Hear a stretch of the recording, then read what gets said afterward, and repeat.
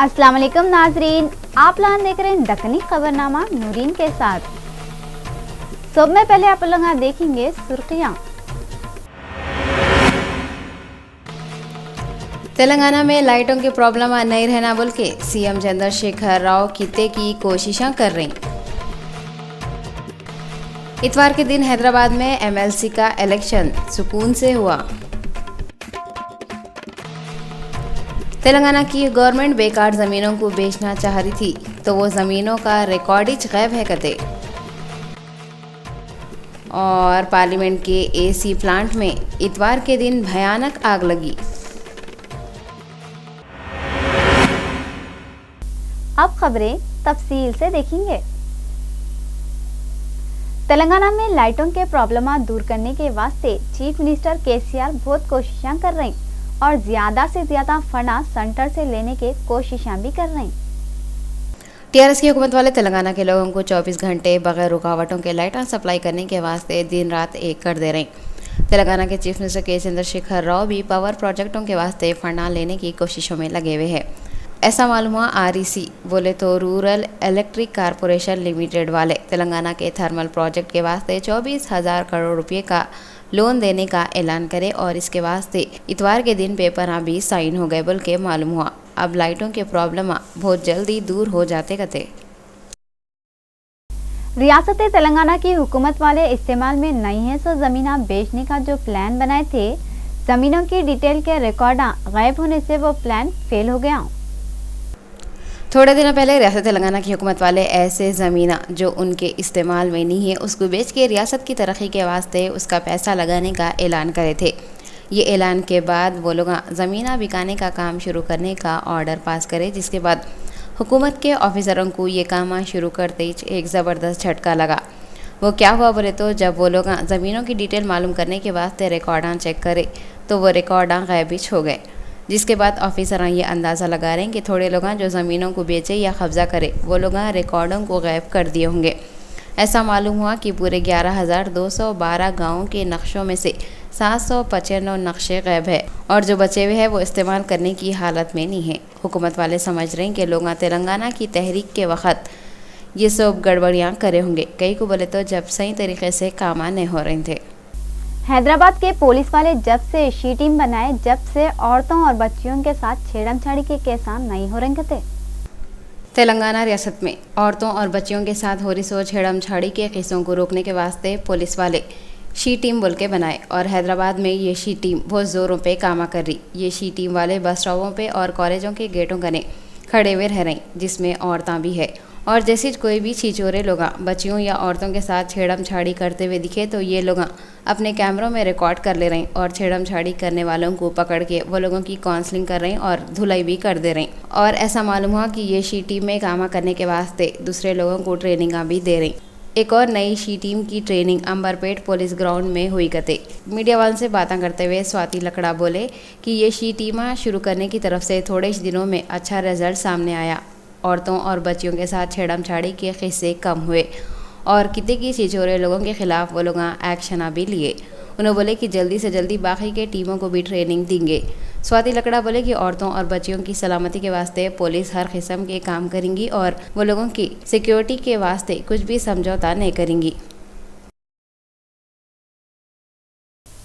Parliament के AC plant में इतवार के दिन भयानक आग लगने से पूरे इंडिया में हलचल फैल गई। इंडिया की सबसे ज़्यादा सिक्योरिटी वाली बिल्डिंग पार्लियामेंट के एसी प्लांट में 22 मार्च को दोपहर के वक्त अचानक ज़बरदस्त आग लग गई।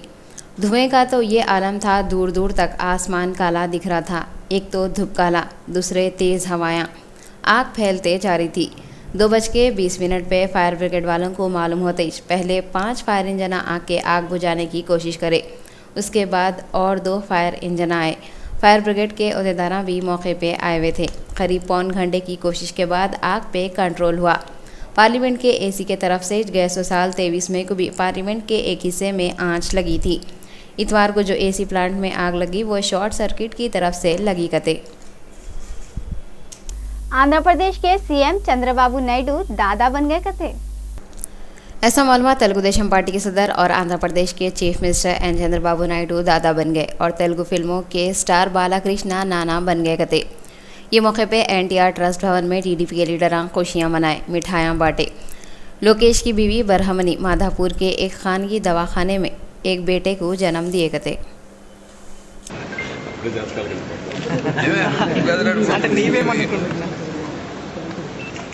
ఏ రోజైనా ఏ టైం అయినా బెస్ట్ టైం, అందులో ఉగాది తెలుగు వారికి అందరికీ నూతన సంవత్సరం.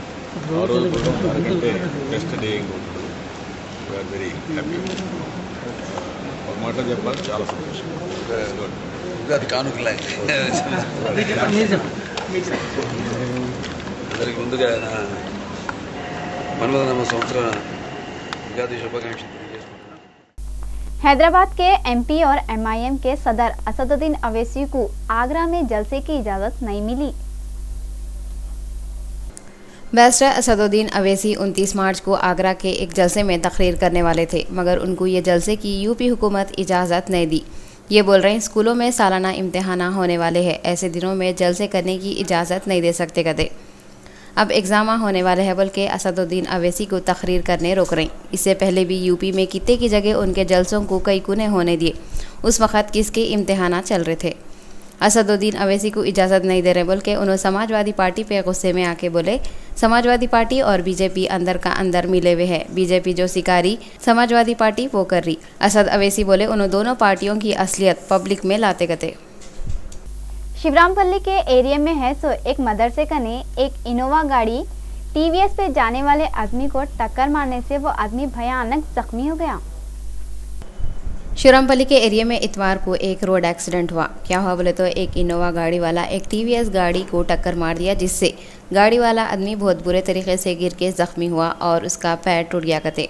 इनोवा में थोड़े आदमियां और औरतें बैठे हुए थे। ये टक्कर होते ही एरिया के लोग गुस्से में आ गए और गाड़ी के ऐने वैने फोड़ के गाड़ी को पूरा चिपक कर दिए और गाड़ी में बैठे हुए थे सो लोगों को भी जख्मी करे। ये मालूम होते ट्रैफिक पुलिस वाले और राजेंद्र नगर के पुलिस वाले फौरी वहाँ पे पहुँच गए और हालात को कंट्रोल करे। जख्मियों को इलाज के वास्ते भिजा दिए और एक केस बुक करके राजेंद्र नगर के पुलिस वाले छानबीन कर रहे हैं। रियासत तेलंगाना के 10 डिस्ट्रिक्टों में उगादी का त्यौहार लोग बहुत धूमधाम से मनाए। रियासत तेलंगाना के 10 डिस्ट्रिक्टों में उगादी का त्यौहार लोग बहुत खुशी के साथ मनाए। तेलंगाना के अलग अलग जगहों पे उगादी के फंक्शन हुए। ये वक्त पे हिंदू भाइयाँ आपस में एक दूसरे को उगादी के मुबारकबादियाँ भी दिए। यहाँ पे हम आप लोगों को याद दिलाना चाह रहे हैं कि रियासत तेलंगाना अलग होने के बाद से ये पहला उगादी का त्यौहार था और लोग इस वास्ते बहुत खुशी से ये उगादी मनाए। 22 मार्च को हुए सो एमएलसी इलेक्शनों में अलग अलग पार्टियों के लीडर भी वोटा डाले। इतवार 22 मार्च को हैदराबाद के अलग अलग एरियो में एमएलसी के इलेक्शन की पोलिंग सुबह 8 बजे से शुरू हो गई। अलग अलग एरियो में बनाए थे सो पोलिंग बूथों पे लोग सुबह से ही आना शुरू कर दिए थे और अपने अपने वोटा डाल रहे थे।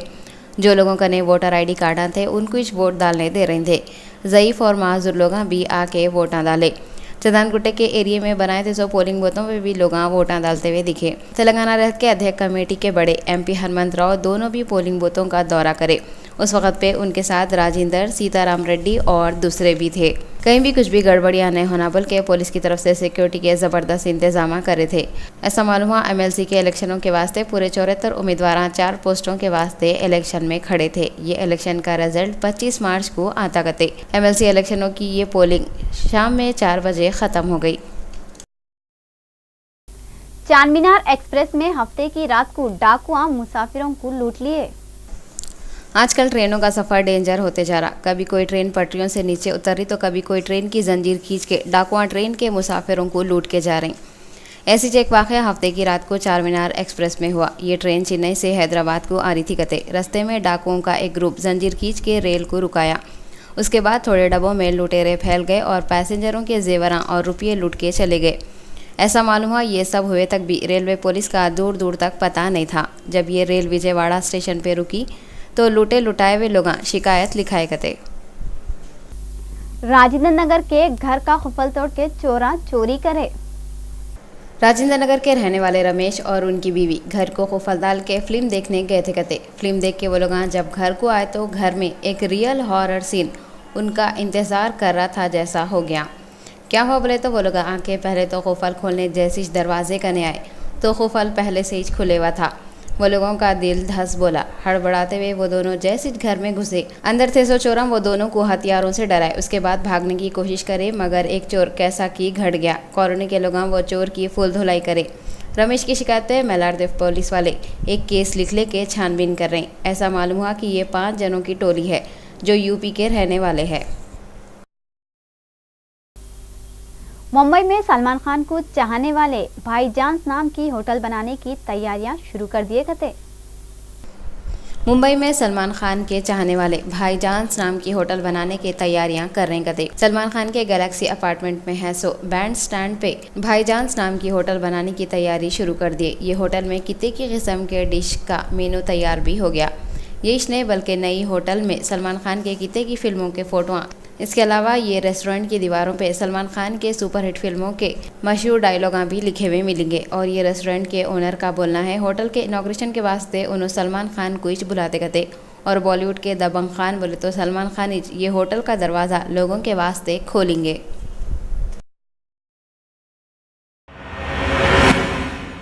अब अपन लगा लेंगे एक छोटा ब्रेक। चंद्रायनगुट्टे के एरिया में टीआरएस पार्टी वाले लोगों की सहूलत के वास्ते पीने के पानी का सबील लगाए।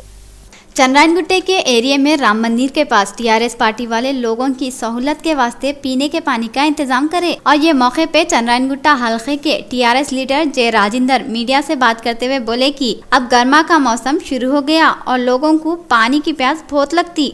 बास जने पैसे रहे तो रास्ते में पानी खरीद के पी लेते और जिसके पास पैसे नहीं रहते मगर रास्ते में प्यास बहुत लगती मगर घर कुछ जाके पानी पीते। कई को बोले तो पैसों की कमी की वजह से इस वास्ते लोगों के पास पैसे रहने दो नको रहने दो, पानी पिला के सबकी प्यास बुझेंगे और लोगों को सहूलत देंगे बोल के टीआरएस पार्टी वाले इरादा करे करते। तो इन लोगों की ये नेक ख्वाहिश को देख के चंद्रायनगुट्टे के हैदराबाद वाटर वर्कर्स के बड़े वहाँ के टीआरएस लीडरों से वादा करे कते के पीने के वास्ते मीठा पानी हम लोग आपको सप्लाई करेंगे। ప్రాంతంలో తెలంగాణ రాష్ట్ర సమితి తరపున మంచినీళ్ళ చలివేంద్రం ఏర్పాటు చేయబడింది। ఇది ఇక్కడ ఎందుకంటే खादरिया इंटरनेशनल ऑर्गेनाइजेशन वाले गर्मा के मौसम में औरतों और बच्चियों की तरक्की के वास्ते अलग अलग चीजों के ट्रेनिंग सेंटर चलाने वाले हैं कहते। खादरिया इंटरनेशनल ऑर्गेनाइजेशन के बड़े मौलाना सैयदुल हुसैनी सईद खादरी मीडिया से बात करते हुए बोले उनकी ऑर्गेनाइजेशन वाले कोई मजहब को देखे बगैर लोगों की तरक्की के कामा करती करते और मुसलमानों के अलावा गैर मुस्लिमों में इस्लाम के बारे में जो गलत फहमियाँ हैं और दूसरे लोग जो गलत बातें समझते उसको दूर करते करते। इसके अलावा इन लोग गरीब बच्चियों और औरतों को कुछ कामा सिखा रहे जिसमें वो लेडीज को अपनी रोजी रोटी कमाने का मौका मिलता।